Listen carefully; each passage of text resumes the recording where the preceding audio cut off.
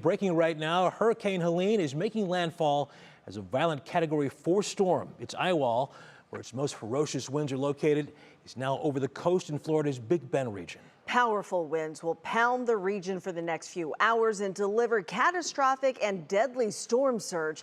Good evening. Thanks so much for joining us. We have team coverage tonight. NBC's Jay Gray is in Tallahassee, Florida. But let's start with Chief Meteorologist Betsy Kling. Now, Betsy, this is one of the biggest storms to hit the Gulf Coast. Yeah, it is packing 140-mile-per-hour winds, and the storm strengthened right up until landfall. I mean, just incredible to see it continuing to drop out as far as the pressure goes. You can see the biggest storms of the entire whole storm are still offshore, and just starting to come onshore now is the eye wall, the inner eye of this storm. We could get a little closer here, and you can see it looks like right now the center of the circulation did indeed cross in. It started to fall apart as it started to interact with the land, but we go to the National Weather Service radar right now, and you can see this is the lower level eye wall. So this is literally the center point of the storm.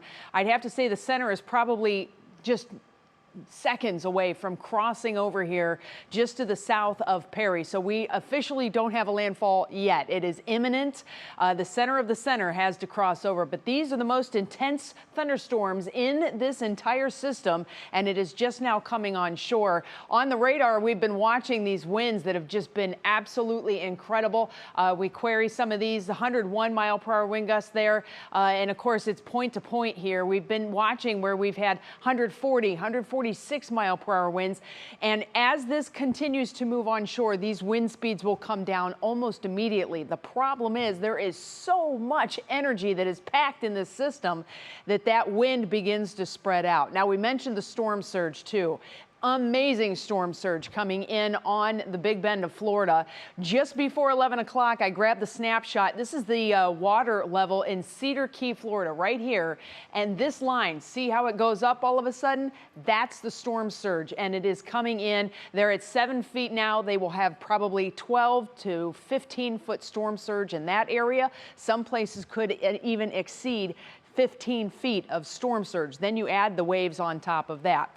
The wind is a whole nother story. The wind field on this is incredible. 60 miles from the center. That's the expanse of the hurricane force winds. The tropical storm force winds out to 310 miles beyond.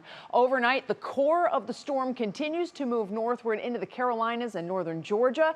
At the same time, they're getting very heavy rain. That core then will wrap back to the west as an upper level low grabs it. We also are in line for some incredibly gusty winds tomorrow. Nothing that I think is going to be too devastating for us. We will have a gusty day, but thankfully I don't think it'll be damaging. Cloudy skies overnight, uneventful, temperatures in the 60s. We're talking wind, we're talking rain chances for tomorrow and the weekend, in the full forecast just moments away. All right, more to come. Betsy, thanks. And again, we'll go live to Florida in just a few moments now.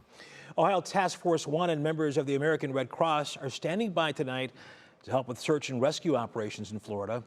6 Red Cross volunteers from Northeast Ohio have been assigned to the Hurricane Helene disaster response team.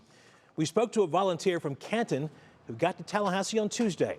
She's preparing evacuation shelters for those affected. Going to be tree damage, flooding, electricity. Let me just state that again. Electricity is generally the reason why we open up these evacuation shelters. Family is concerned. People get separated during these storms. Ohio Task Force 1 volunteers will focus on water rescues and help to clear roadways in the hardest hit areas. All right, let's continue our team coverage now from Tallahassee, Florida. That area is seeing heavy rain and high winds right now. NBC's Jay Gray joins us now live with the latest. Jay, what are you seeing? Yeah, Lena, Russ, what we're seeing is the beginning of what's going to be a very rough ride here in Tallahassee over the next several hours. I'm going to step out of the way so you can see. We just within the last 30 minutes seen the wind picked up. The wind, as you can see, blowing sideways at this point. This is going to intensify dramatically. Helene, just off the coastline here, about to make landfall, and as it pushes across and onto the peninsula here. Its next stop would be here in Tallahassee. So this storm will move through, winds over 100 miles an hour expected in this area. Let's talk about it. It's done already, and it hasn't officially made landfall. 875,000 without power already here in Florida. You've got another 30,000 in Georgia who've already lost power. Unfortunately, we know that at least one person has died when an overhead sign on a highway fell in the Tampa area on a driver that was driving out in some of these conditions, and that led to what unfortunately is the first death in this storm.